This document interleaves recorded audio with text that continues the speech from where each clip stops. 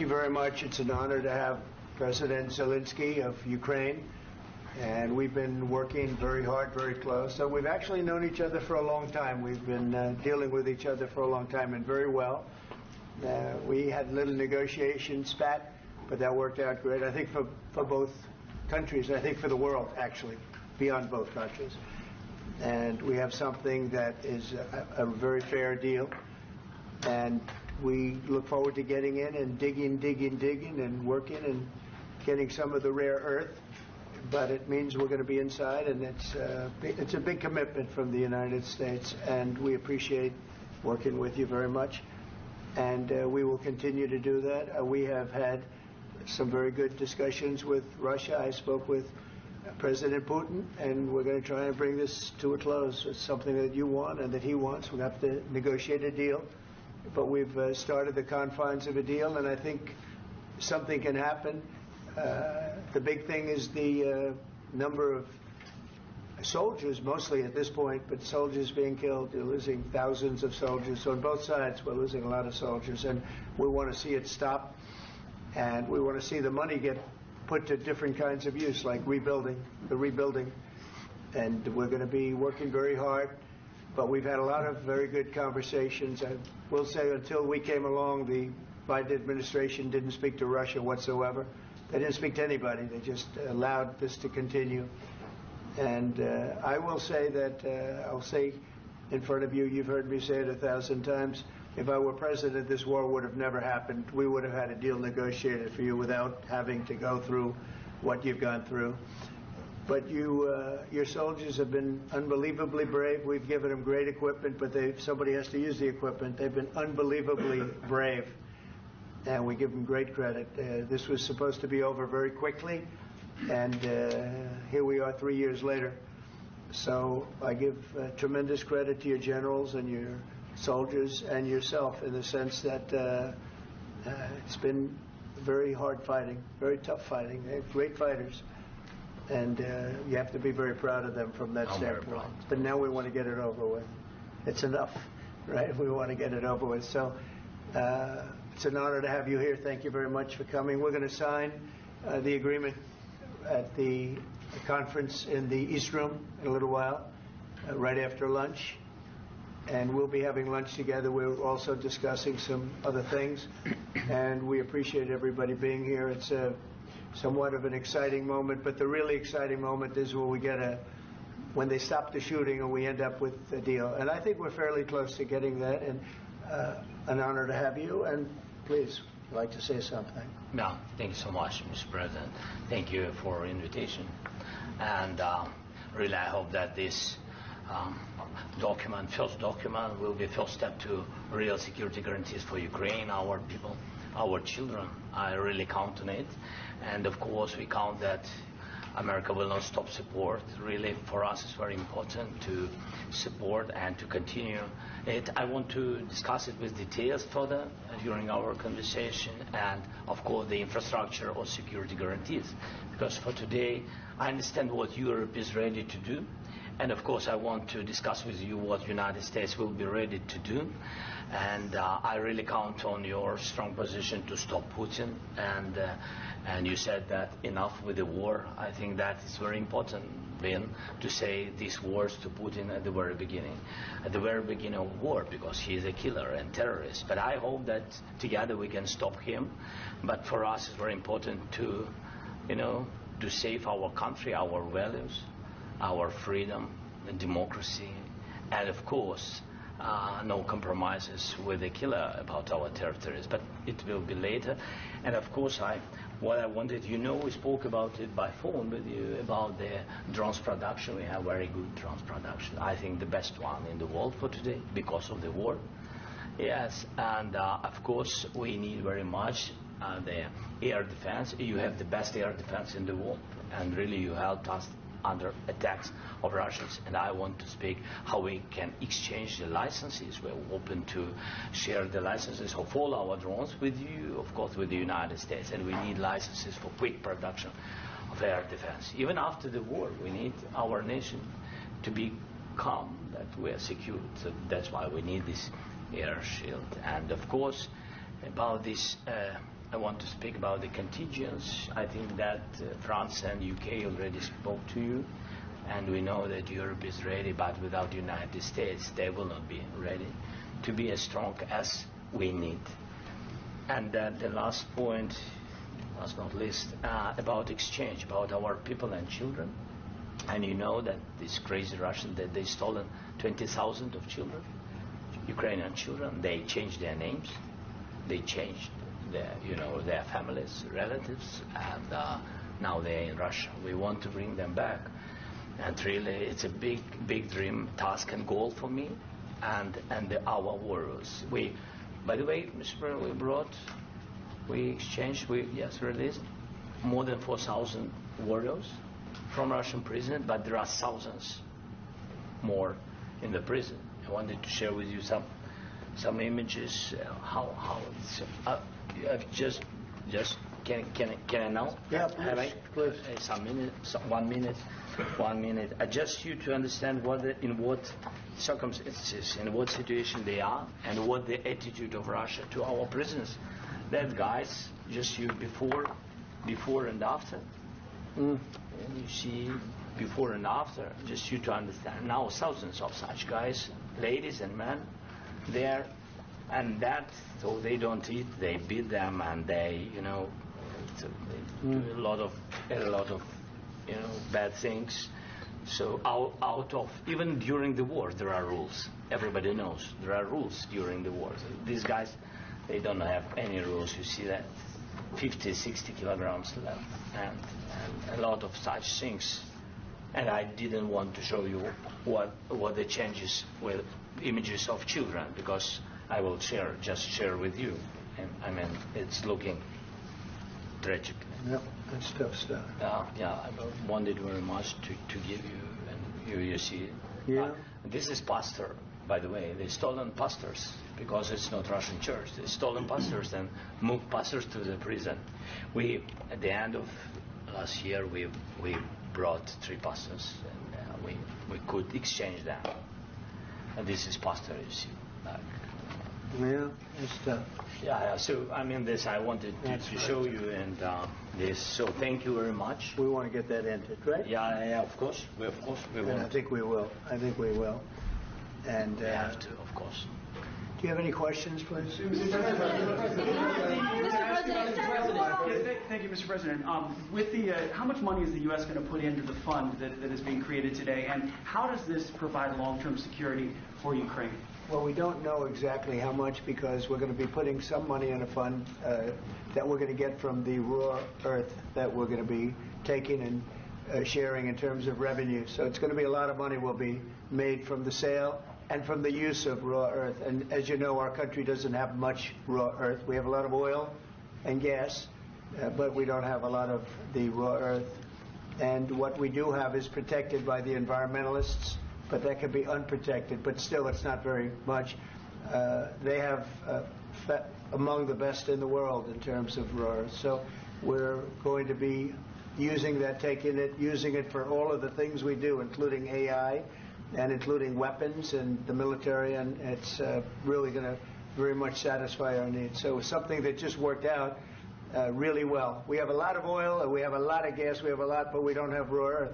So this has just about every component of the raw earth that we need for computers, for all of the things we do.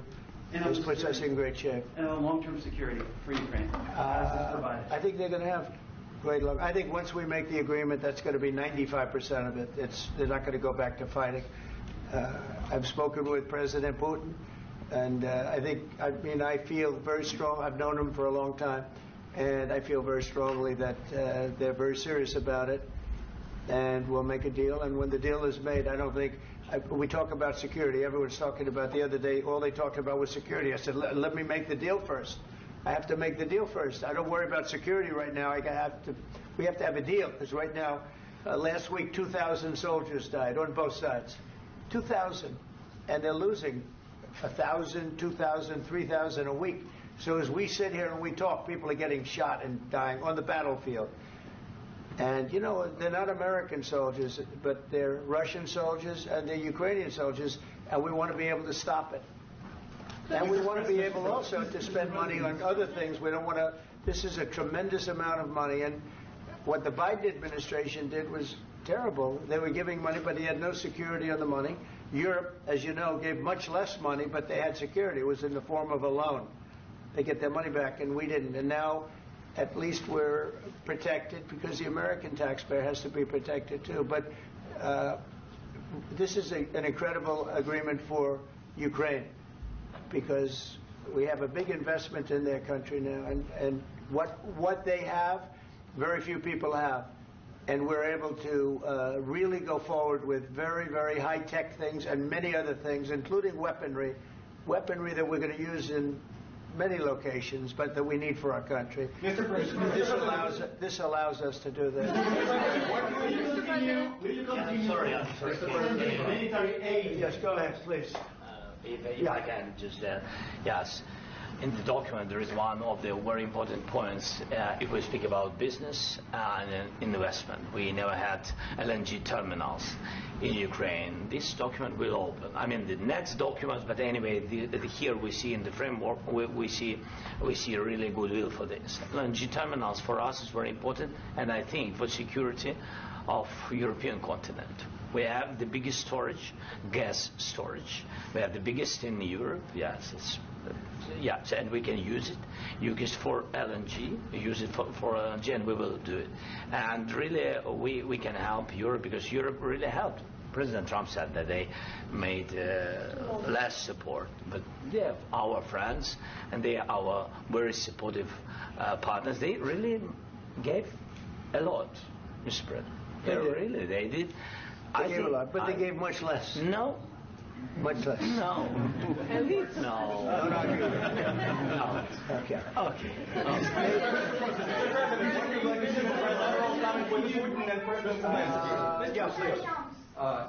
Mr. President Trump, you have repeatedly called the deal with Ukraine as a historical one.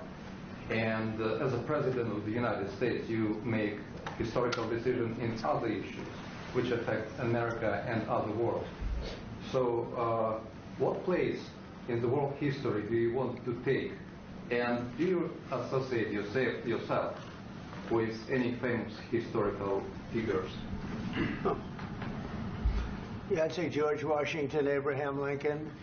I would say I'm far superior to George Washington and Abraham Lincoln. Now, you know I'm only kidding, right? Because when I say that, the fake news is going to go wild. They're going to say he considers himself to be better than Washington. But you never know. You never know. I don't compare myself to anybody. I'm here to do a job. We've had a great 35 days or whatever it might be, a month, a little more than a month.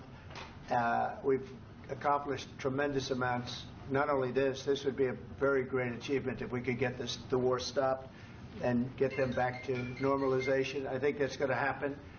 We've had very good talks on both sides, as you know. But I think we've done a very good job, just generally. If you look at all of the things we've done in 30 days, they're saying there's never been a opening for a president. The first month, there's never been a first month like we've had. And this is one of the very important things. This, to me, is one of the most important things because we have tremendous death taking place as we speak, and I don't want to have that. You know, think of the parents, whether they're in Russia or Ukraine, think of the parents of all these people being killed needlessly. They came to our territory. Should have never started. This would have, if I were president, this would have never started. Mr. President, where and how Mr. President, will you continue sending military aid to Ukraine after the U.S. signs this agreement with Ukraine? Yeah, we're going to be continuing. To President Zelensky, do you feel like the U.S. is on your side, that the President Trump is on your side at this moment? Right. What do you think? He wants to know, do you think that, sort of a stupid question. I guess we wouldn't be here if I wasn't. I think that the United States on our side from the very beginning of occupation, and I think that President Trump on our side, and of course, I'm sure that the United States President will not stop support. This is crucial for us. It's important for us. Yes. And Putin, the president, speaks about the people and the soldiers which are dying, but they came to our territory, they came to our land. They began this war, and they have to stop. And I think this is the question, with really the most important question. Can President Trump, I hope yes, with some other allies, to stop Putin, withdraw these enemies, our enemy, withdraw these troops from our land? And I think that you asked about the history, I think that if President, or when, he will stop Putin, if President Trump will bring peace to our country, I think he will be on this wall. We've had very, very good talks. What about military aid to Ukraine? President Zelensky just said that there will be no compromises with Vladimir Putin. I just wanted to ask both of you, firstly, are there compromises that you think that President Zelensky is going to have to make? And President Zelensky, is there anything that you might be thinking that you may be able to offer or bring to the table, for example, elections? Thank you. I think you're going to have to always make compromises. You can't do any deals without compromises. So certainly he's going to have to make some compromises, but hopefully they won't be as big as some people think you're going to have to make. That's all. That's all we can do. I'm here as an arbitrator, as a mediator to a certain extent between two parties that have been very hostile. To put it mildly, they've been very hostile. This has been a vicious war. This has been a vicious war. You know, it's a very level battlefield, and those bullets go out, and as I've said many times, we were talking about it with Pete, many times the only thing stopping those bullets is a human body. And in the case we're talking about, generally young human bodies are stopping a lot of bullets. It's dead level. That's why it's great farmland. It's great land. It's great farmland, but there's very little protection against the bullets that are being, and other things that are being shot. So all I can do is see if I can get everybody at the table and get an agreement. And I think we're going to end up with an agreement. Otherwise, I wouldn't probably be even here today. Mr. President, I've got two questions for you. You think ultimately your legacy will be the peacemaker and not the president that led this country into another war and ended foreign wars? And I've got a question. I hope it will. I mean, I hope I'm going to be remembered as a peacemaker. This would be a great thing if we could do this. I'm doing this to save lives more than anything else. Second is to save a lot of money, but I consider that to be far less important. So I hope I'm going to, thank you, Brian, for that question. It was a nice question. I hope I'll be known and recognized as a peacemaker. This would be a great thing to solve. This is a very dangerous situation. You know, this could lead to a third world war. This was headed in the wrong direction. If this election were lost, if we didn't win this election, and by the way, we won it by a lot. That was a mandate. We won every swing state. We won the popular vote by millions and millions of votes. We won everything. The districts, you look at the areas of red, take a look at a map. This was a big mandate, and this was one of the things. I said, we're going to get this thing settled. If we didn't win, I think this could have very well ended up in a third world war, and that would not have been a good situation. What was your second question? And my second question for President Zelensky: why don't you wear a suit? You're at the highest. Why don't you wear a suit? You're at the highest level in this country's office, and you refuse to wear a suit. Just want to see if do you own a suit? Yeah, problems. A lot of Americans have problems with you not respecting the dignity of this office. I will wear a costume after this war will finish. Okay. Yes, maybe something like yours. Yes. That'd be great. Maybe something better. I don't know. Yeah. We will see. Maybe something cheaper than. Yeah. Thank you. Thank you. Thank you, President Trump. You said yesterday that you have. Are you going to send more arms to Ukraine in case there's no peace? Yeah, we're going to have arms to Ukraine. Yeah, sure. Hopefully, I won't have to send very much because hopefully we're going to have it finished. We're looking forward to finishing this quickly. We're not looking forward to sending a lot of arms. We're looking forward to getting the war finished so we can do other things. But we very much appreciate the agreement because we needed what they had, and we're treating, our country is now treated fairly. Biden didn't do that. He didn't know what the hell he was doing. This should have never happened. This should have never started. But Sure, the answer is yes, but hopefully we won't have to send much because I'm looking forward to getting it done quickly, very quickly. Does that mean you'll provide security guarantees, Mr. President? I don't want to talk about security yet because I want to get the deal done. You fall into the same trap like everybody else. 1,000,000 times you say it over and over. I want to get the deal done. Security is so easy. That's about 2% of the problem. I'm not worried about security. I'm worried about getting the deal done. The security is the easy part. Security is very nice. Everybody stopped shooting. And now will Europe put people there? I know France is going to. I know the UK is going to. I know other countries are going to, and they happen to be right next door. We haven't committed, but we could conceivably. We have security in a different form. We'll have workers there digging, taking the raw earth so that we can create a lot of great product in this country.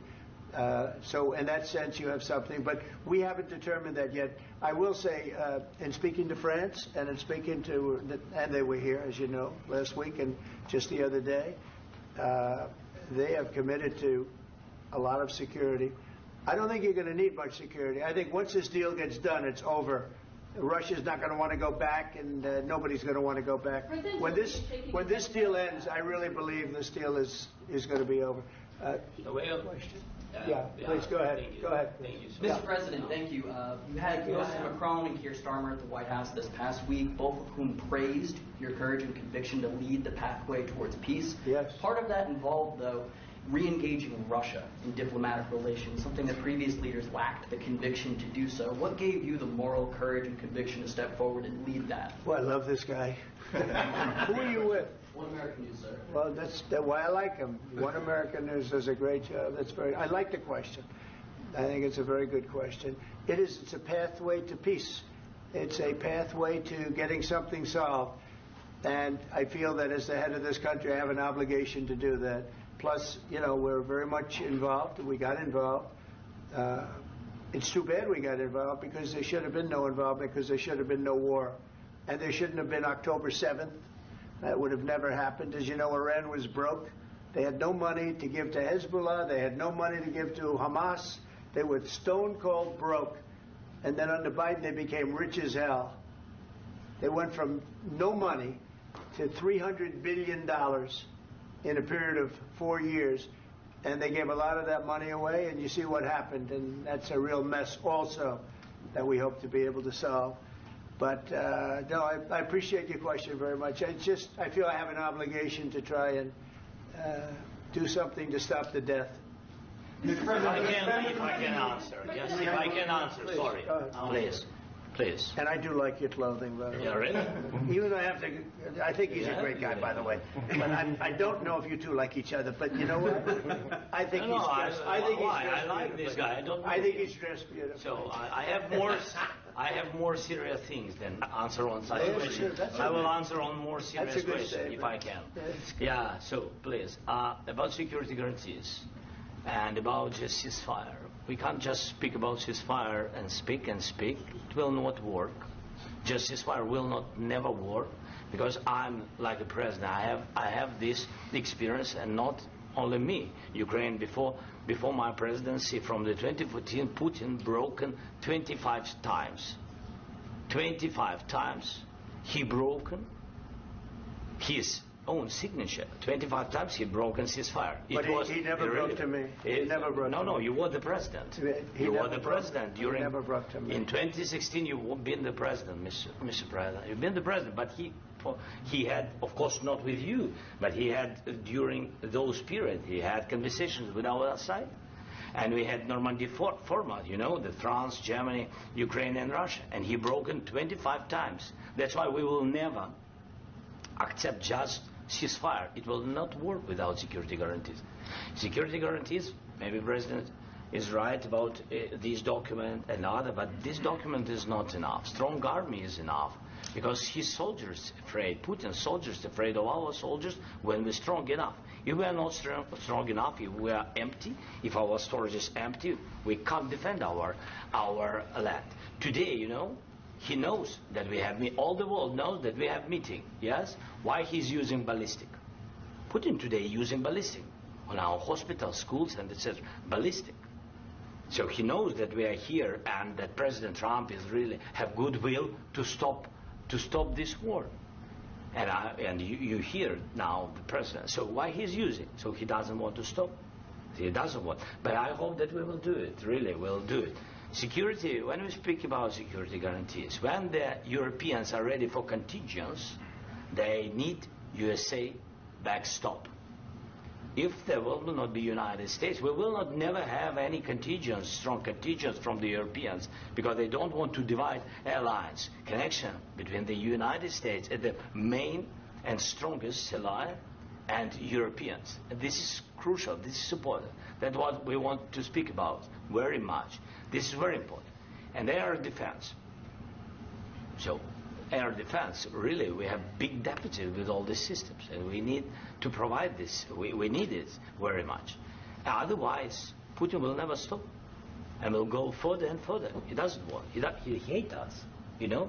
It's not about me. He hates Ukrainians. He thinks that we are not a nation. He thinks, and he shared these thoughts, I think maybe with your team also, I don't know. But with all the Europeans, in media, officially and not, he always said that there is no such country, such nation, such language, and such life like Ukrainian. No, he really doesn't respect all the Ukrainians, and he wants to destroy us. And you are right, Mr. President. That's 2%. This document, maybe other documents, it's a very good start, very good, but it will not enough to stop this person. Should Russia pay to rebuild Ukraine? Mr. President, after these... Should Russia pay to rebuild Ukraine? They have to pay. This question, This is the rule. This is the rule of the war. This is the rule of the war. During all the centuries, all the history, this is the rule of the war. Who began, those pay. Do you agree? This is the rule. Putin began this war. He has to pay all money for innovation. He has to pay. Of course, some Russian assets, what we have in Europe, about 300 billion, we can use them. We can use for innovation and buy military support from the United States also. We can do it, but it's not enough. It's not enough. Under these circumstances, do you envision a trilateral summit with Putin and President Zelensky? Wait 1 second. I asked this question that you didn't like because I wanted to know if you want to position yourself in the middle between Russia and Ukraine, or on the Ukraine's. No, I'm in the middle. I want to solve this thing. I'm for both. I want to get it solved. And it's wonderful to speak badly about somebody else, but I want to get it solved. If we can solve it, great. If we can't solve it, they're going to have to fight it out, and who knows what's going to happen. But I want to see it get solved. May I follow up? One more question about U.S. troops in Europe. After Russian invasion of Ukraine, your predecessor sent additional troops to Eastern Europe, including Poland, my country. Yeah. Are you committed to keeping these troops on the eastern flank of NATO in the future? I'm very committed to Poland. I think Poland has really stepped up and done a great job for NATO. As you know, they paid more than they had to. They are one of the finest groups of people I've ever known. I'm very committed to Poland. What about Baltics? Poland's in a tough neighborhood, you know. What about the Baltics? The Baltics, they got a lot of, it's a tough neighborhood too, but we're committed. We're going to be very committed, and we're committed to NATO. But NATO has to step up, and the Europeans have to step up more than they have. And I want to see them equalize, because they are in for far less than we're in, and they should be at least equal. You understand that? Why is the United States, we have an ocean in between, why is the United States in for so much more money and other things as Europe? With that being said, and as you said, they've also been obviously very helpful. But we have put in far more than they have, and I think they should equalize. Mr. President, Please, go ahead. Ask you about the agreement again today. What changed between the first time that Secretary Bessent gave President Zelensky the agreement and today for the signing? We made a deal. So What was the deciding factor? I'm a business person. We made a deal. That's what changed. Mr. President, I didn't think we were going to make a deal, and we ended up making the deal, so that changed. Mr. President, what and how do you envision a trilateral summit with President Zelensky and Putin. I don't know, but well, they don't like each other. I can tell you that. Okay? They do not like each other. This is not a love match, and it's unfortunate. That's why you're in this situation. The United States should not have allowed this to happen.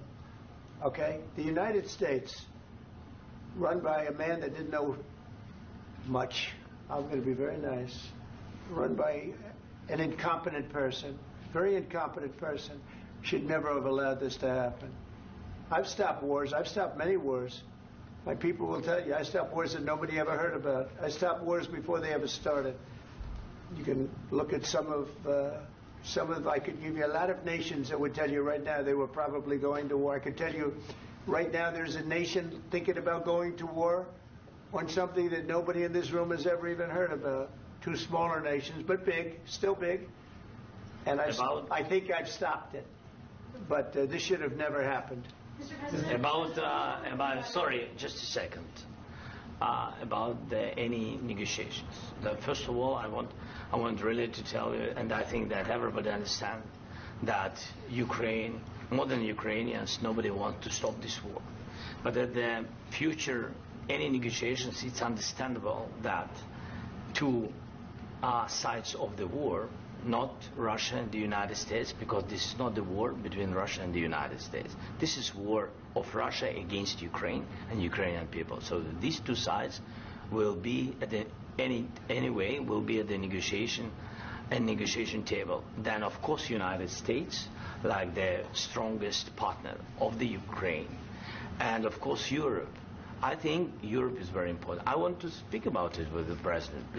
Yes, Europe is very important for us because we really defend Europe for today. All Europeans really recognize that we are defending line and they have real life and our people are dying. That's why they helped us. And also it's about the NATO. Yes, between, like the President said, you have big, nice ocean. Yes, between us. But if we will not stay, Russia will go further to Baltics and to Poland, by the way. But first to the Baltics. It's understandable for them because they've been in the USSR. You know, they've been one of the republics of the USSR, and Putin wants to bring them back to his empire. It's a fact. And when he will go there, if we will not stay, you will fight. Your American soldiers, it doesn't matter, do you have ocean or not, your soldiers will fight. Mr. President, would you be willing to visit Ukraine, maybe Kyiv or Odessa, which is known to be at the riviera of the Black Sea? It was my question. I'm sorry. I don't want to talk about Odessa now. Let's not talk about Odessa. I want to talk about making a deal, getting peace. We don't have to talk about Odessa, but a lot of cities have been destroyed. A lot of cities that are not recognizable. There's not a building standing. No. And a lot of things Mr. President, you have to come and to look. No. We have very good cities. Yes, a lot of things been destroyed, but mostly cities alive, and people work, and children go to school. Sometimes it's very difficult. Sometimes closer to front line, children have to go to underground schools or online. But we live. Ukraine is fighting, and Ukraine lives. This is very important. And maybe it's Putin is sharing this information that he destroyed us. No, he lost 700,000 people, 700,000 soldiers. He lost everything. Yes. So, Mr. President, one more. I mentioned Poland. Please go ahead. When did you last speak with President Putin, and what did he say? A couple of days ago. And what did he tell you that gave you the assurance that he wanted peace? Well, that's what I do. My whole life is deals. I know pretty good. And I've known him for a long time. I've dealt with him for a long time. He had to suffer through the Russia hoax. You know, Russia was a hoax. It was all Biden. It was nothing to do with him. So he had to suffer through that, and he was able to do that. I think that he wants to make a deal, and he'd like to see it end. That's all I do. That's what I do. My whole life, that's what I do is make deals. And I'm in the middle of a mess because this is a real mess. It's a very dangerous one. If this doesn't get solved now, it's not going to get solved for a long time. So I hope we're going to get it solved. In the back, please. Thank you, Mr. President. Prime Minister Starmer claims repeatedly that his government believes in free speech and was not engaged in censorship. But his country's government arrests people for memes and thought crimes, and even more worrisome is pressuring American companies to censor Americans on his behalf.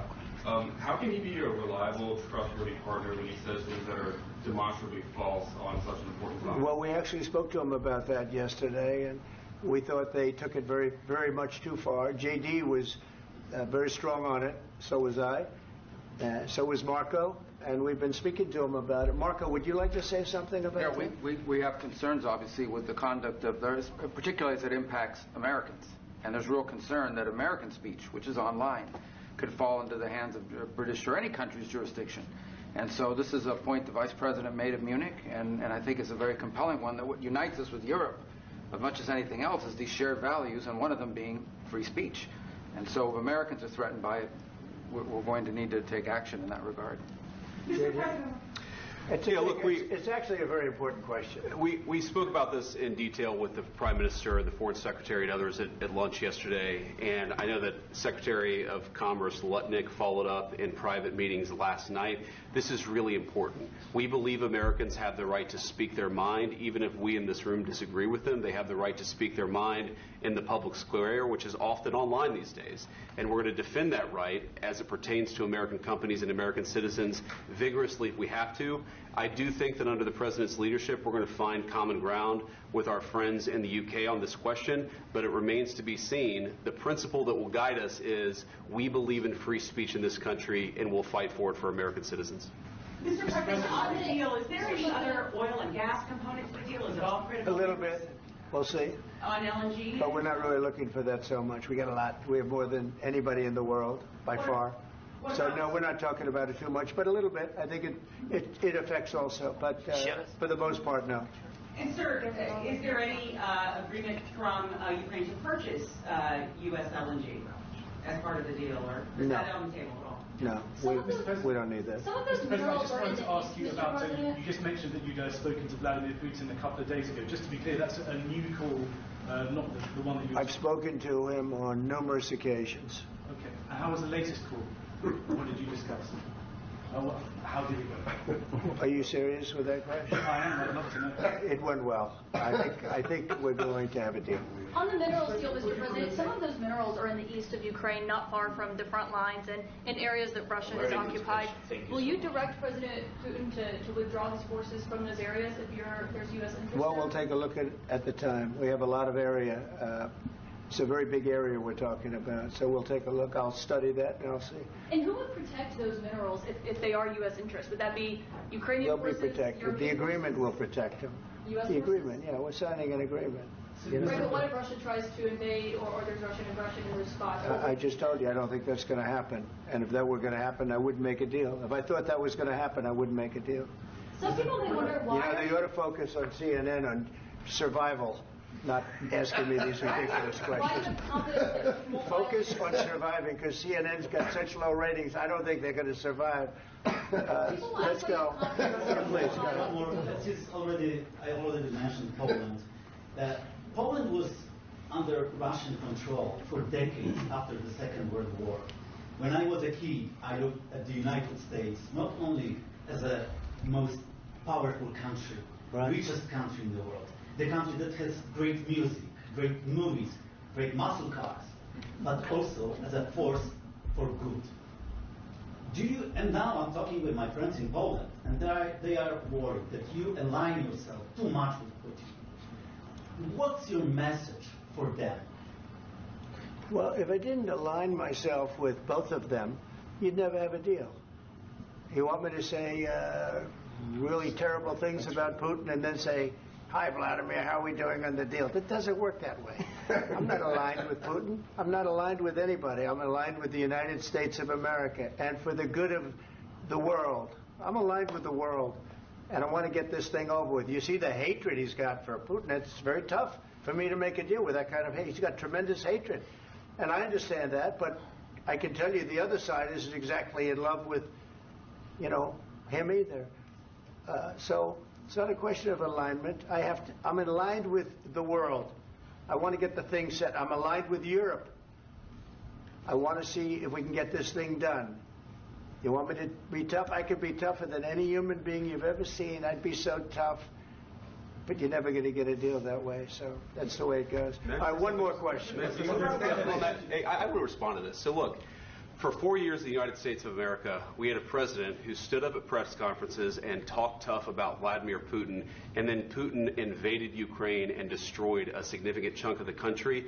The path to peace and the path to prosperity is maybe engaging in diplomacy. We tried the pathway of Joe Biden of thumping our chest and pretending that the President of the United States' words mattered more than the President of the United States' actions. What makes America a good country is America engaging in diplomacy. That's what President Trump is doing. Can I ask you? Sure. Yeah? Yeah. Okay. So he occupied our parts, big parts of Ukraine, part of East and Crimea. So he occupied it on 2014. So during a lot of years, so I'm not speaking about just Biden, but those time was Obama, then President Obama, then President Trump, then President Biden, now President Trump, and God bless, now President Trump will stop him. But during 2014, nobody stopped him. He just occupied and took. He killed people. You know what the contact line? 2015. 2014 2014. and 2014. 2014. Yeah. So I was not here. Yeah, but that's exactly right. Yes, but during 2014 till 2022, yeah, the situation the same. The people are been dying on the contact line. Nobody stopped him. You know that we had conversations with him, a lot of conversations, my bilateral conversation, and we signed with him. Me, like a new president, in 2019, I signed with him the deal. I signed with him, Macron and Merkel. We signed ceasefire. Ceasefire. All of them told me that he will never go. We signed with him with gas contract. Gas contract. Yes, but after that, he broken this ceasefire. He killed our people, and he didn't exchange prisoners. We signed the exchange of prisoners, but he didn't do it. What kind of diplomacy, JD, you are speaking about? What do you mean? I'm talking about the kind of diplomacy that's going to end the destruction of your country. Yes, but if you Mr. President, with respect, I think it's disrespectful for you to come into the Oval Office and try to litigate this in front of the American media. Right now, you guys are going around and forcing conscripts to the front lines because you have manpower problems. You should be thanking the President for trying to bring an end to this conflict. Have you ever been to Ukraine that you say what problems we have? I have been to. Count once. I've actually watched and seen the stories, and I know what happens is you bring them on a propaganda tour, Mr. President. Do you disagree that you've had problems bringing people into your military? And do you think that it's respectful to come to the Oval Office of the United States of America and attack the administration that is trying to prevent the destruction of your country? A lot of questions. Let's start from the beginning. Sure. First of all, during the war, everybody has problems. Even you, but you have nice ocean and don't feel now, but you will feel it in the future. God bless. You don't know that. God bless. God bless. You will not have a war. Don't tell us what we're going to feel. We're trying to solve a problem. Don't tell us what we're going to feel. I'm not telling you. Because you're in no position to dictate that. That's Remember exactly this. what you're doing. You're in no position to dictate what we're going to feel. We're going to feel very good. You will feel influence. We're going to feel very good and very strong. You will feel influence. You're right now not in a very good position. You've allowed yourself to be in a very bad position, and he happens to be right about it. From the very beginning of the war. You're not in a good position. You don't have the cards right now. With us, you start having cards. I'm not playing cards. Right now, you don't. You're playing cards. Mr. President. You're playing cards. Serious. You're gambling with the lives of millions of people. You're gambling with World War III. You're gambling with World War III. And what you're doing is very disrespectful to the country, this country. That's back to you. Far more than a lot of people said they should have. Have you said thank you once? This entire meeting? No, in this entire meeting, have you said thank you? You went to Pennsylvania and campaigned for the opposition in October. Offer some words of appreciation for the United States of America and the president who's trying to save your country. Please, you think that if you will speak very loudly about the war, you can... He's not speaking loudly. He's not speaking loudly. Your country's in big trouble. Can I Wait a minute. No, you've done a lot of talking. Your country is in big trouble. I know. You're not winning. I know. You're not winning this. You have a damn good chance of coming out okay because of us. Mr. President, we are staying in our country, staying strong from the very beginning of the war. We've been alone, and we are thankful. I said thanks you haven't in been this alone. cabinet, You and haven't not been only alone. in this cabinet. We gave you, through this stupid president, $350 billion. You voted we gave for you your military president. equipment, You and you voted men for are your brave, president. but they had to use our military. What about If you didn't have our military equipment, if you didn't have our military equipment, this war would have been over in 2 weeks. In 3 days, I heard it from Putin. In 3 days, this is something Maybe new. less. In 2 weeks, of course, yes. It's going to be a very hard thing to do business like this. Again, I tell you. just say thank you. I said a lot of times that there, to American people. Accept that there are disagreements, and let's go litigate those disagreements rather than trying to fight it out in the American media when you're wrong. We know that you're wrong. But you see, I think it's good for the American people to see what's going on. I understand, sir. I think it's very important. That's why I kept this going so long. You have to be thankful. You don't have the cards. You're buried there. Your people are dying. You're running low on soldiers. Listen, you're running low on soldiers. It would be a damn good thing. And then you tell us, I don't want a ceasefire. I don't want a ceasefire. I want to go, and I want this. Look, if you could get a ceasefire right now, I tell you, you'd take it so the bullets stop flying and your men stop getting killed. Of course, we want to stop the war. But you're saying you don't want a ceasefire. But I said to you, I want a ceasefire. with guarantees. Because you'll get a ceasefire faster than an agreement. Ask our people about ceasefire, what they think. That wasn't with me. For you what, that what wasn't with me. That was with a guy named Biden, who was not a smart person. That was with Obama. It was your president. Excuse me. That was with Obama, who gave you sheets, and I gave you javelins. Yes. I gave you the javelins to take out all those tanks. Obama gave you sheets. In fact, the statement is Obama gave sheets and Trump gave javelins. You got to be more thankful, because let me tell you, you don't have the cards. With us, you have the cards. But without us, you don't have any cards. One more question to Mr. Vice President. I'm sorry. It's going to be a tough deal to make, because the attitudes have to change. What if Russia breaks ceasefire? What if Russia breaks peace talks? What do you do then? I understand that it's a heated conversation right now. What are you saying? She's asking, what if Russia breaks the ceasefire? What if anything? What if a bomb drops on your head right now? Okay? What if they broke it? I don't know. They broke it with Biden, because Biden, they didn't respect him. They didn't respect Obama. They respect me. Let me tell you, Putin went through a hell of a lot with me. He went through a phony witch hunt where they used him and Russia. Russia. You ever hear of that deal? That was a phony Hunter Biden, Joe Biden scam. Hillary Clinton, Shifty Adam Schiff. It was a Democrat scam. And he had to go through that. And he did go through it. We didn't end up in a war. And he went through it. He was accused of all that stuff. He had nothing to do with it. It came out of Hunter Biden's bathroom. It came out of Hunter Biden's bedroom. It was disgusting. And then they said, oh, the laptop from hell was made by Russia. The 51 agents. The whole thing was a scam. And he had to put up with that. He was being accused of all that stuff. All I can say is this. He might have broken deals with Obama and Bush, and he might have broken them with Biden. He did, maybe. Maybe he didn't. I don't know what happened. But he didn't break them with me. He wants to make a deal. I don't know if you can make a deal. The problem is, I've empowered you to be a tough guy.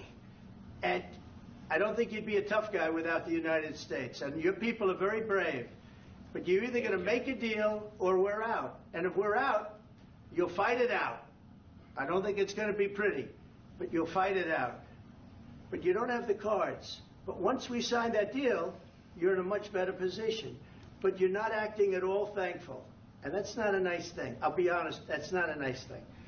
All right, I think we've seen enough. What do you think? Huh? This is going to be great television, I will say that. All right. We'll see what we can do about putting it together. Thanks.